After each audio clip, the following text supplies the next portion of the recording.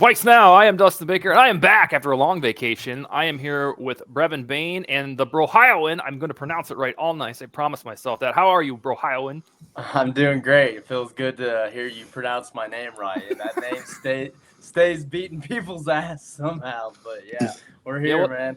Paul Allen messed it up. Is that correct? Yeah, that's wild. I had just gotten a bunch of messages that said Paul Allen kind of sort of name dropped you on his show. And I was like, what? And I listened back and I was just like, there is not one E in my name. Where are you getting that? But hey, yeah, I got mentioned by Paul Allen, so can't complain too much. How did he pronounce it? Was it Brohioan or something? The Brohioan, I think. Oh, Brohioan. That's what he said, Nice. yeah. Naturally. Yeah. And Brevi Bright Lights, how are you, sir? I'm great.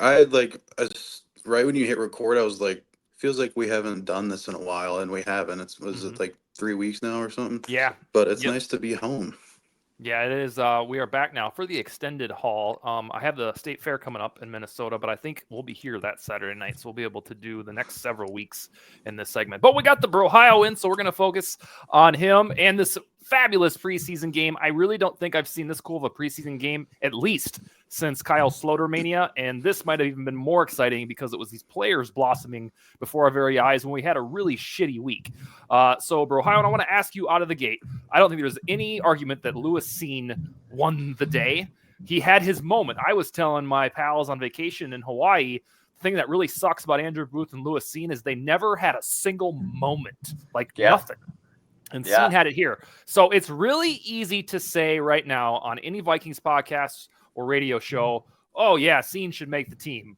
Because we don't want to be the team that cuts him and then he goes to the Cowboys or some shit and just balls out. So I'm going to twist this a little bit. I know that most of the world, at least for a day, wants to keep Lewis Cine. Who is going to be the odd man out if they keep Cine? Man, I don't know. That safety room is stacked, and it looked pretty thin a couple, not too long ago. And then Bynum and Metellus last year, man, just really took that next step. And someone's gonna do that this year that we don't expect, and maybe that's Cine. Who the odd man out is, I don't even know, man. That's tough to say. Who do you think, Brev, is gonna be the odd man out over there on the safety? I guess Jay Ward because Jay Ward didn't really play much safety, did he today? He was kind of more toward back corner. I saw some report. I didn't watch Jay Ward. Even on Kwesi Dapaminsa was in the booth in the second quarter, and he point blank said Ward is more of a corner or plays better a corner. Yeah. And I was like, oh, okay. But continue, Brev. Yeah, no, I thought I read something on Twitter about it because I'm sure. Did you get the Minnesota broadcast for the game? I did. Because I got Cleveland, so I didn't get to hear Kwesi, and I'm sure you did too, bro. But yeah, no, I don't know. Like now, I don't know if it's in the safety room because I know we're gonna get to surprise cuts. Spoiler alert! So I don't want to give mine away, but I don't know if there's a safety now. I mean, how do you weight it? Because like earlier in the offseason, it was Lewis Cine still not looking like it. Last week, he did nothing. Now, all of a sudden, he just played the game of his life. It's like, what do you do? Now he looks like the first round pick you just drafted. Again, it's preseason. You can't go too crazy. Like I saw a tweet about like, do we even extend Bynum? And it's like, all right, I can't do that. But I'm just gonna not respond to that. But I don't know. Like Theo Jackson's not a world beater, but I guess he'd be the first person you think of as the odd man out if Cine is going to continue to play like this. Cine may still not even be on the route. This could have been a trade value game. Like he might not make the Vikings today. As good as the game was, I don't know if it's like the end all be all. He's going to make the roster. He might have to go do it again next week. And I made the stupid decision of technically I was right. That's the first relevant thing he's ever done in a football game, which kind of sounds like an asshole thing to say. It is, but I tweeted that, and then of course he has the game of his life. So I look like an idiot if people see that tweet after everything else that happened. So, and I'm on the record saying Lewis Cine shouldn't have a spot on this team, but now after seeing today, I don't know what to think, and I guess it's a good problem to have. Brohioan, I'm going to ask you this. I don't think we're overreacting because it was a damn good game, but Brohioan, is it just with one game? Do you think we should pump the brakes on, hey, Scene's going to make this team? I mean, definitely, I think pump the brakes. The thing is, these coaches see him every day. They know his work ethic and things.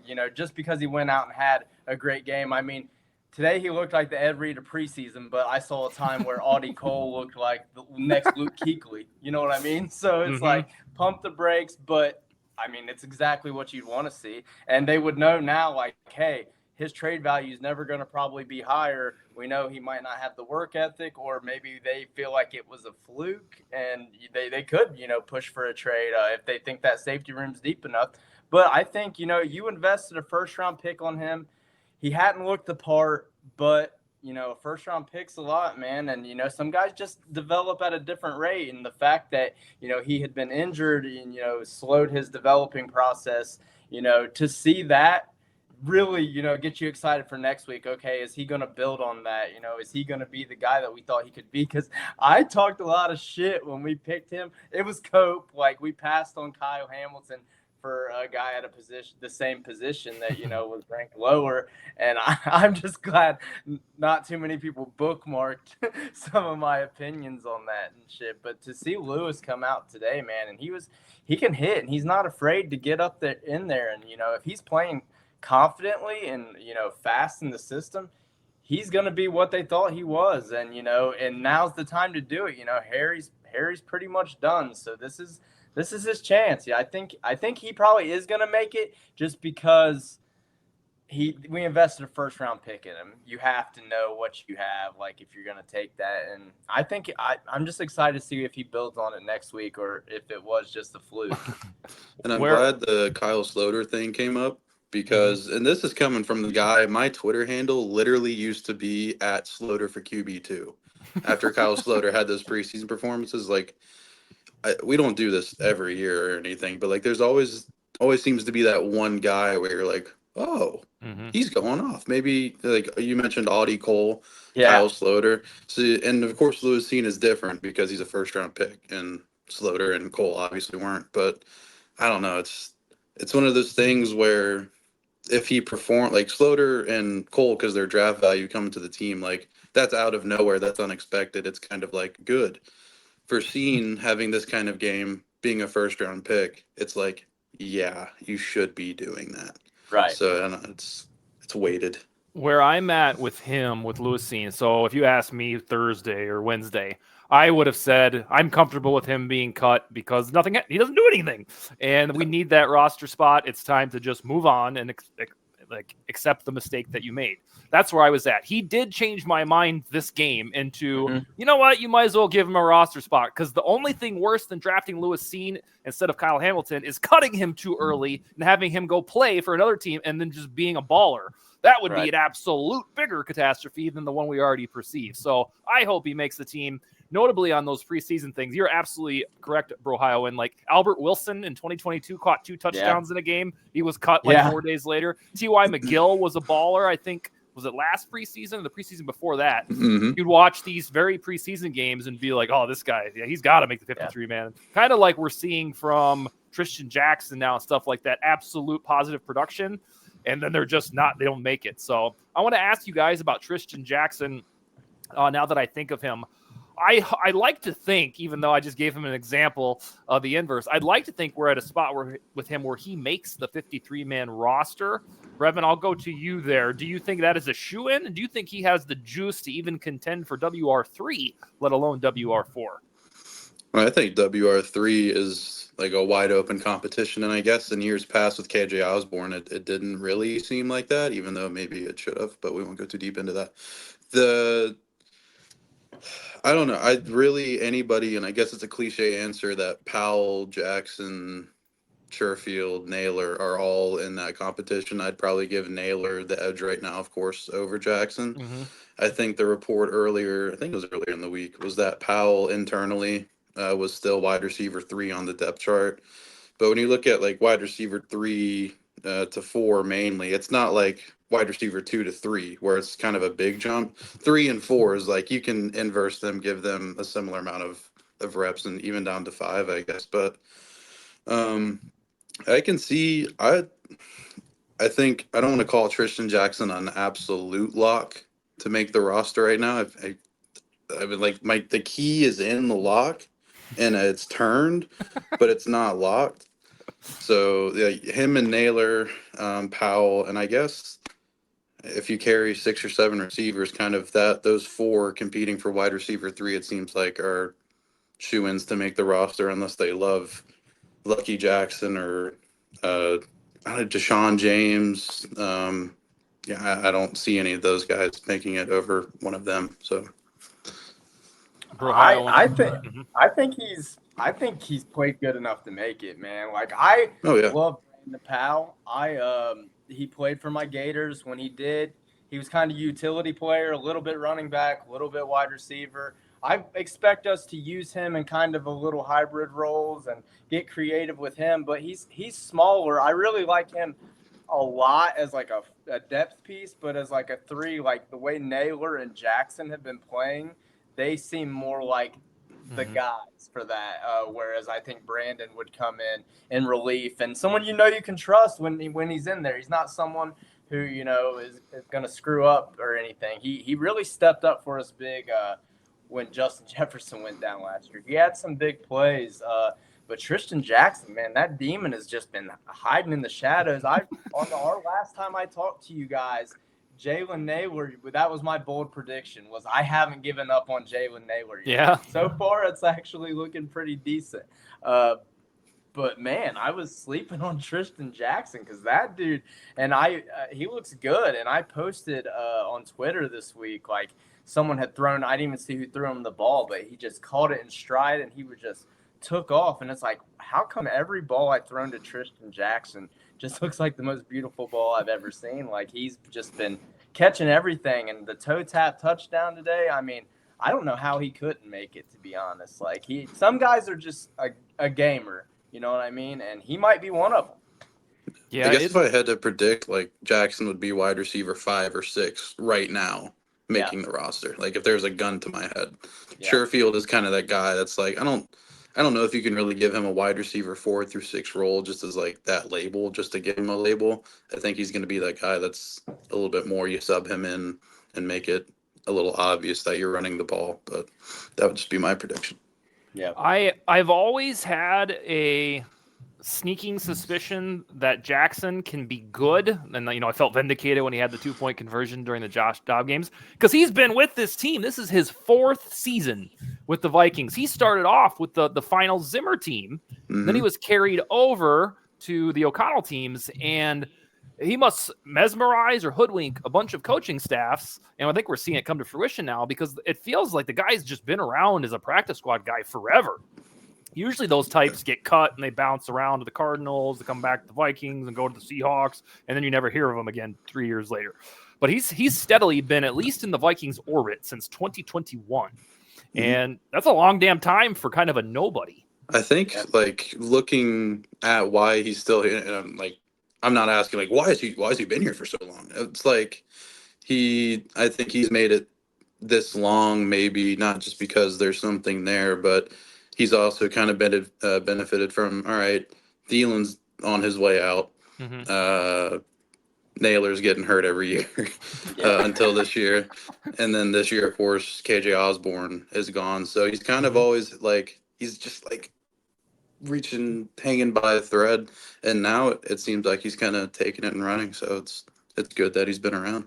Yeah, Justin Jefferson said last week that he really thinks that our wide receiver room is seriously deep, that he trusts about anybody to step into those roles and fill it. And this preseason, I'm starting to feel like he's right. I trust him. I believe him.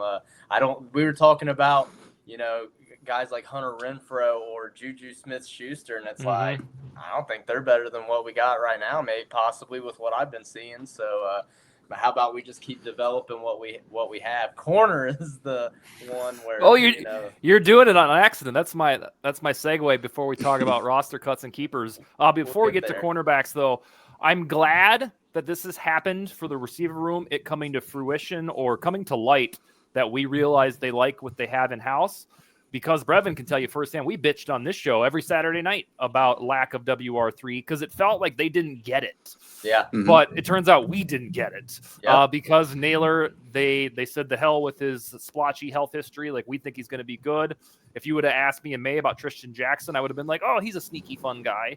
But he feels like he has more of an upside. I mean, it was only really just Brandon Powell hanging out there at WR3. But all of these, Deshaun Jones catching the 71-yard touchdown, I think it was always deeper than we believed. We just risked sounding like homers if we're like, no way, these guys are just fine, when they're pretty anonymous by NFL standards. So I'm glad that the explanation about very little in free agency at wide receiver, 0 during the draft, I'm glad they just didn't forget about it, that's guys that are pretty good.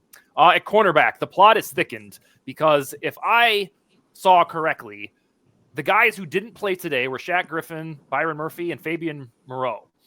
Am I correct? And the Nashawn, right? The guy we just traded. Did he play? He got in briefly. Okay. Yeah, they announced it. But Caleb Evans was out there.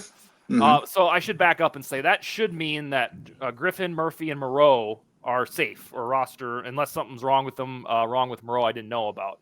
But Caleb Evans is out there. So that would be CB4 probably. And then it gets a little dicey if we think they're going to either have Evans on the bubble or keep 5 cornerbacks. So Brohioan, when you're sizing up this cornerback room, and the depth is important because it's not a very good cornerback room. They don't have a really sweet ass guy at the top of the ticket. What are you thinking for what trickles out in this cornerback room? Players, and do you trust it yet? I think it's, losing the people that we have and the bad luck that we've had so far, man. I wasn't high on our cornerback room, but I liked its potential, and that got bleak kind of quick. But, we re-signed Duke, who we'll get to him. But, I always push the Duke Shelley agenda. Duke Shelley and purple's different. And, maybe coming back and being 29 Duke Shelley won't be. But I'm going to push it until proven otherwise. But McGlothern, man. That kid, he's kind of skinny right now, but he plays, man. I see videos, I feel like, all the time of him breaking up passes in practice. He fights. He had the big play today. So we got some veterans in there right now trying to get healthy with Griffin. But, some other guys that I feel okay about it because of our pass rush. I think people are really sleeping on what our pass rush could potentially be. Caleb Evans, man, he's a comedy gold mine. He is the most Mickey Mouse shit happens to him. And I don't know why, because usually he has all right coverage. He'll come up and hit you. He's got good size. He just has bad luck, it feels like sometimes. So with them drafting him and stuff, and it getting, the depth getting pretty bleak, I think he's going to make it. I don't think they're going to give up on him. I was done with Booth. I'm glad they've moved on. I saw a video of him getting cooked right before I got on with the Cowboys, and it was like, man, some things never change. But I think someone's going to step up. We're going to have someone step up who we didn't quite see. I think, and I don't think it's obviously a strength, but I think Griffin will be solid. And Murphy's a pretty solid guy too. We just need one more, man. One of those guys, and I'm confident with our pass rush, and that we'll be able to slowly bring along one of those guys to, solidify that group a little bit more. Brev, who, if we assume the I don't want to call them big three, the medium three that we have, who do you think makes it? And, do you think McGlothern is going to make the team or see practice squad? What is your synopsis of the cornerback room after seeing a couple preseason games? Other than the Three Stooges at the top, I would say probably, I guess McGlothern's the easy pick. And of course, he had an interception today, I guess. I'm one to talk, but it looks like he's got to work on the cardio a bit. He wasn't able to deliver. 4.47 speed. Yeah, at 4.47 speed, and that's it. It goes away quick, I guess. But no, I've loved McGlothern as a UDFA from the start.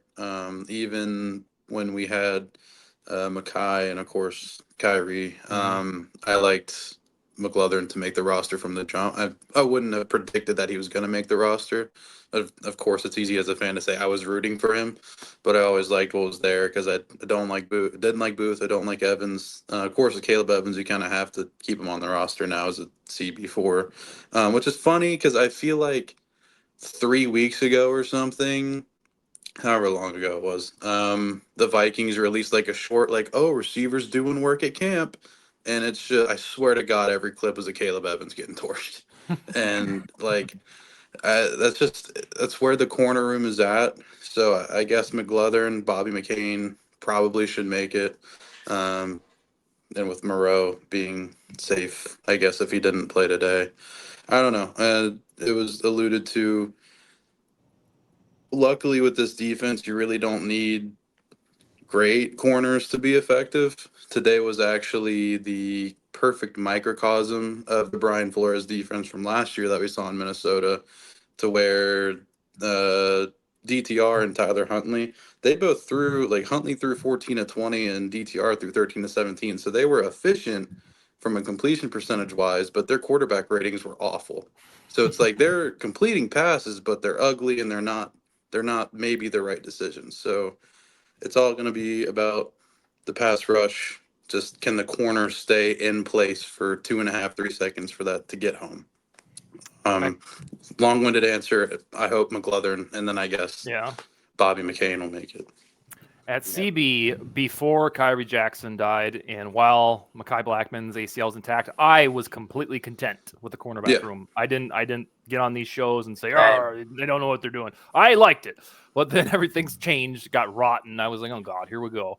And so the thing that holds me back from saying, "You know what, guys, this room is going to be okay," is Shaq Griffin was point blank released by the Texans in November last year after like 10 games. They were like, we don't want you on this team anymore. And that guy is like our big solution at cornerback. So it gives me a little distress that, like, is this guy really good if the Texans were just like, we don't need you around here? So I'm a little apprehensive about that because he is a presumed starter, we've inflated how good he is. So that's where I'm at. Byron Murphy was okay last year, decent.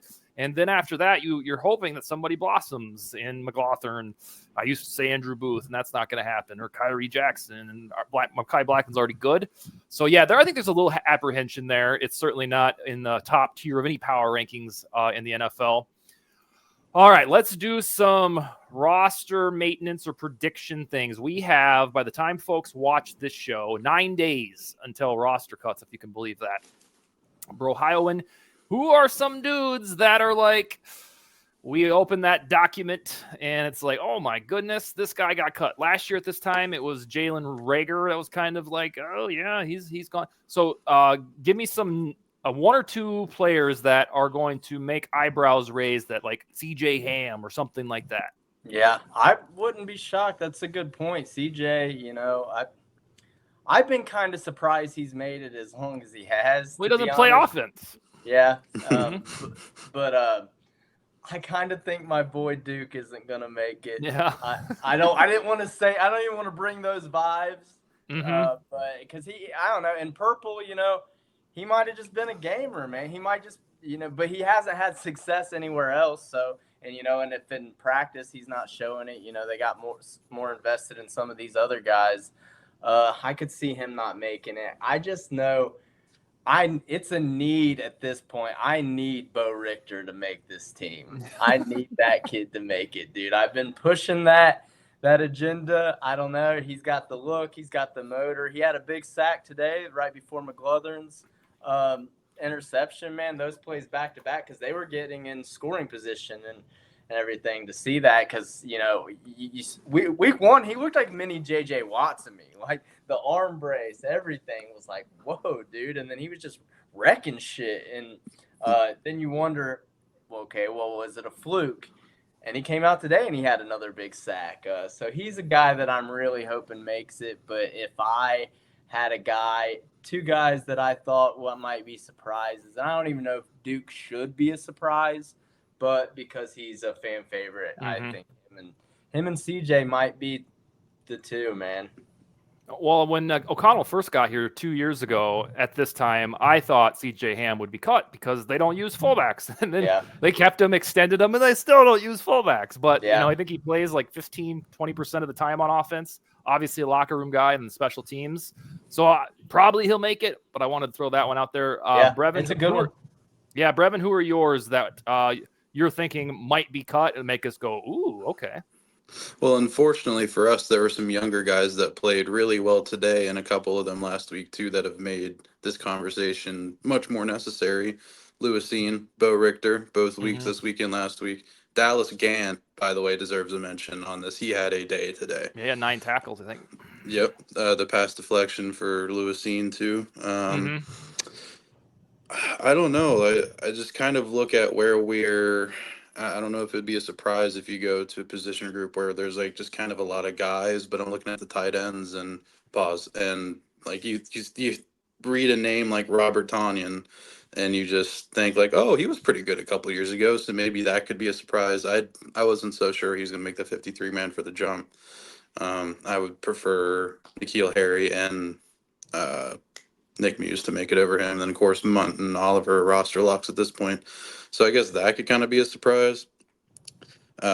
Surprise, surprise. I don't think Matt Corral is going to make the roster. Also, shame on whoever was calling offensive plays today that made his first pass attempt a play fake on his own goal line on 3rd and 16 with 2 minutes left. Shame on you for not even giving him a chance. That was bad. Yeah, I'd be shocked because of course, before McCarthy went down, I still thought Jaron Hall would get the boot before Nick Mullins. Honestly, he looked good today. He did. He played. Today. Perfect rating today: 4.5, 87, and 2 touchdowns. So that makes that much more interesting. I don't know. I thought it was peculiar that Ed Ingram was playing as late as he did. So, and the point of surprise cuts is to be a surprise. So. At Ingram, maybe. I don't know why else he'd be playing that late if he wasn't on under some sort of watchful eye. My two would probably be, and this one took a little gut punch because he didn't play today, would be Patrick Jones. If you pull up advanced numbers from last year, he sucked. Awful. Nobody really cares. But he didn't play today, which means he must be safe. But if you're looking at how well Bo Richter has played, and then Kwesi today in the Vikings announcing booth, he basically talked as if Jihad Ward was going to play a lot this season. So that leads me to believe that because Jones was not drafted by this regime, he could be the odd man out. And then I'm gonna keep Caleb Evans in this conversation because A, he was playing today a lot, and then B, I can't get over he got benched twice last year. Now I know that was Kwesi's guy when he drafted him. So it probably be safe, and this is not a very deep cornerback room for good cornerbacks. But I want to get that one out there because it was a little strange that Fabian Moreau was like this shoe-in not to play, and he's basically mid as is, and then Evans had to play. So those are mine. All right, let's get to a more fun topic, but on the same subject. What about surprise keepers? And even if we've talked about whatever dude you're thinking of, Brohioan, one or two dudes who are – a casual fan pulls out 53-man roster and says, he made it, or who the hell is that?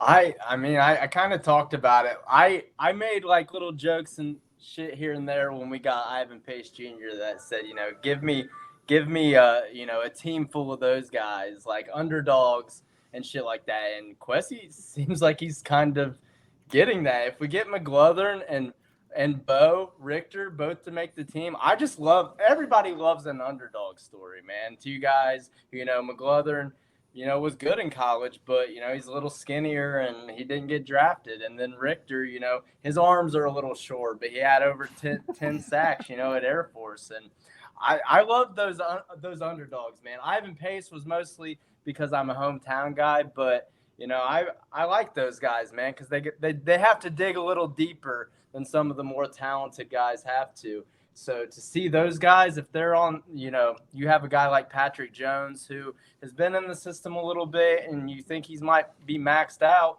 whereas Bo Richter's showing me pretty much just as much as he ever has, then, I want the guy who might be young and hungrier like that. I've heard a lot of good things about Patrick Jones this offseason. It just seems like whenever I'm watching it doesn't translate like what I'm hearing he's performing in practice or whatever. Like, he's fine.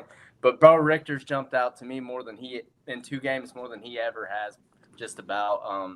And McGlothern, man, like these undrafted free agents, man. I really hope those guys and Ivan Pace, those guys play with a chip on their shoulder, man. And I those are the guys I want to make it. Brev, what say you? Surprise guy or two, I guess, in addition to Richter, if that's not your guy.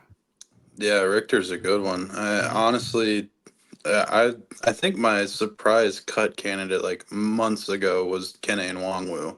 So at this point, it wouldn't. Yeah, so if he's a surprise cut, he can't be a surprise keeper because I think he kind of earned his way back. Well, not earned his way, but he's probably here the whole time. But he kind of solidified a position, at least in terms of surprise cut claim from an idiot a couple months ago. They really like I love my Minnesota Vikings with all my heart, but just when you get to like those 45th through 53rd men, it's kind of like, man, there's not really a ton of surprises other than, like we mentioned, Bo Richter or like a Levi Drake Rodriguez, I guess would be my pick. Because if we're thinking casual fan, I'm thinking about the guy who just sits down on Sunday and gets like most of the world.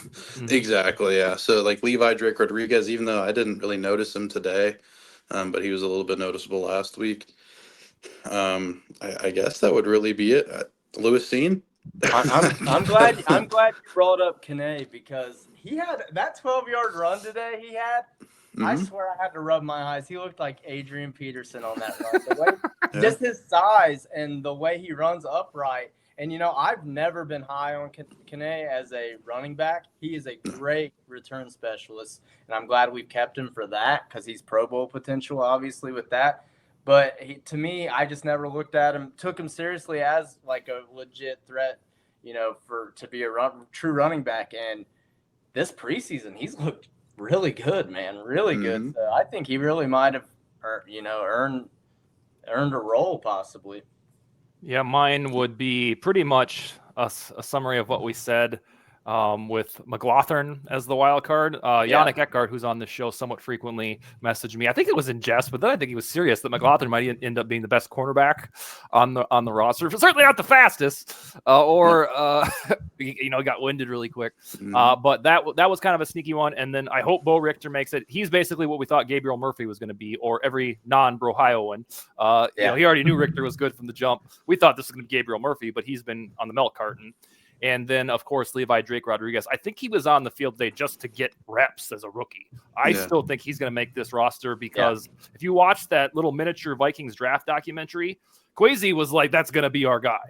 We're going to go get him. And so I think they're going to keep him. What I want to say, closing the show out about, the Lewis Seen takes, last year, the Vikings kept 6 safeties and 5 cornerbacks. They found a way to do that. So if we start looking at this now with Harrison Smith, Cameron Bynum, Jay Ward, Theo Jackson, Josh Metellus, it's a battle between Seen and Bobby McCain. So maybe we're overthinking this too much that, I'm pretty sure Seen can dethrone Bobby McCain. Yeah. Why would they have a bunch of loyalty and allegiance to Bobby McCain? And it's not like, well, if you're going to keep 6 safeties, you can only have 3 cornerbacks. They kept 5 safeties or 5 cornerbacks and 6 safeties last year. So there's precedent for this. And just by extreme tragedy and turmoil, the cornerbacks have diminished as a count. So I think in terms of doing the roster cuts, there is a path for Seen to make this roster. And perhaps we overblew the cut of it all summer. Seen's getting cut. He doesn't do a goddamn thing. Well, maybe they weren't going to cut him, and this was the fruition of what we saw on the field today. The guy looked absolutely phenomenal. I couldn't get over it. I was like, oh my God. Yeah, I posted on Twitter that if this was the first football game you've ever watched, you might be asking yourself if Lewis Seen's the best safety of all time, because he played like his hair was on fire today. He was everywhere, man. He did everything too. Yeah, exactly. He showed why they took him first round, and they believed in him. And now a fan base who had kind of given up on him, that's all it takes. We all have short memories, man. If you can go out there and stink it up, but if you come out that next game and you kill it, then guess what? You just won over a bunch of fans. And that's and he did. We're going to assume that's what you are until proven otherwise again. And next week we're going to find out maybe, if he's going to build on it or if it was just a fluke. But he played well enough today where, you know what? He made me a guy who was ready to do what we did with Andrew Booth. I'm a believer. He showed me something today for real. And this is what exactly, not just from he played very well today. Like, this could very well be what he needed. Yeah. So, like, I guess overreacting on the other side, like, I've you give him the benefit of the doubt for the injury. Like, at a certain point, I'm like, all right, it's 2 years ago. He just played an entire season fully healthy and didn't play defense at all. So I guess because football is extremely mental, and I know we give credit to that aspect of it, but maybe we don't give it enough. So a game like today, just like on a personal standpoint, like I'm happy for him. Like if this is what's gonna launch him that getting another chance in the NFL, if it's with us, if it's with another team, I'm just happy for him. And if this game today started his path somewhere in the NFL, I think that is an extremely awesome thing, and I am genuinely happy for Lewisine. I am too. There are accounts on Twitter, on Vikings Twitter, like that. I swear their sole purpose is to bitch about Kyle Hamilton and Lewisine, and even those accounts were happy for Scene today. Yeah. And I was like, all right, the tide is turning, baby. So really selfishly, and a lot because of what Brev said, for the guy. I don't care if it makes Kwesi look good. I've already accepted he was going to be cut anyway. Now that he's back, I really want him to succeed, and I want it to be for this team. I will repeat for the third time on the show. I don't want him going to the Panthers and turning into a Pro Bowler 2 years from now. He can stay right here and do that. Do you guys think that maybe not to go too long over time, but do you guys think maybe Andrew Booth, that trade, like, okay, they just got rid of the guy that was taking only 12 picks after me, whatever it was, 15 picks. Like maybe that lit a fire under Scene that Kwesi will get rid of you. It could be, man. He could have been out there playing like, you know what, I have nothing to lose. And then we know in the NFL, man, there's such little room for error. You don't have the confidence, or you're overthinking just slightly. You know, it can be the difference in everything. Like, you know, the faster you process and just play fast, man. And he played fast. He played confident. And, you know, it's something to build on. And we had not seen him have anything to build on since he got drafted. Zero. Exactly. I mean, he had literally nothing to lose, and opportunity's a door you bust open, and apparently the door is Tyler Huntley's chest. Yes, I agree. I think he was playing just, you know what, maybe I got nothing to lose, man. I'm just going to play fast, and maybe that's just his game. You know, maybe he's going to be one of those guys who, you know, gives up a big play every now and then, but, you know, it makes up for it with, you know, a big hit or a big pick or something like that. You know, I'm rooting for him, and it is really cool to see the fan base rally behind him, because we as a fan base, man, if you show up for us, we show up for you, period. I made a whole Duke Shelley award after the dude was already cut from the team, as treating him as a Vikings legend, man. Like, you know, you show up for us, we show up for you, and he showed up today, and that's exactly what we're doing. Yeah, they better keep him now, because I just want him to have the benefit of the doubt. Now, in their heart of hearts, if they're just going to keep him and never play him, that's a different story. But I hope they keep him. And with all of this exoticism that's in Brian Flores' defense, you got to be able to utilize a fast as hell, violent hitter. Yep. All right, Brohioan, the next time we talk to you, believe it or not, will probably be in the guts of the season, probably late September, in that week 3, week 4 range. Who knows what the hell everything will look like then? Yeah. Anything else for the group? No, man, it was good to talk to you guys. I'm excited. You know, I think I said it on Twitter, man. We had a really emotional week, and to have, you know, an emotional letdown, you know, us fans feel it. You can only imagine how the dudes in the locker room feel and the coaches feel. So to see them come out today and win back-to-back preseason games and win today handily, we looked well coached all across the board after, you know, that emotional week, man. You know, it gets me excited for the season. I know people are down on us, and a lot of fans are too, but just go into this season looking at it as a transition year to watch the young guys grow and see what we have in them and see what we can build for the future. And I'm excited for the future still, man. We have our guy in McCarthy. Turner looks the part, man. we're building a roster. You know, I know people say preseason, it's preseason, it don't matter. Man, building a winning culture, you know, and all that Super Bowls, that's how it starts. You know, you build a roster. We hadn't been winning preseason games because we had no depth. Our roster wasn't good top to bottom. And now it's starting to feel like there's some light at the end of the tunnel. We're not there yet. We aren't there yet, but you know, a few guys step up, and we could be. So you know, I'm still excited for the season, man. It's almost here. I can't believe it. Amen. Brev, anything from you, sir? Just once again, shame on Wes Phillips, Kevin O'Connell, whoever did that to Matt Corral. How could they do that to my baby boy? Horrible. Yeah, he'll get a shot at redemption. He'll have about 7 days to study the playbook for the next preseason game at the Eagles. Go figure. All right, gentlemen, you have a wonderful rest of the weekend, okay? All right, Skol, brothers. See ya. Skol, baby.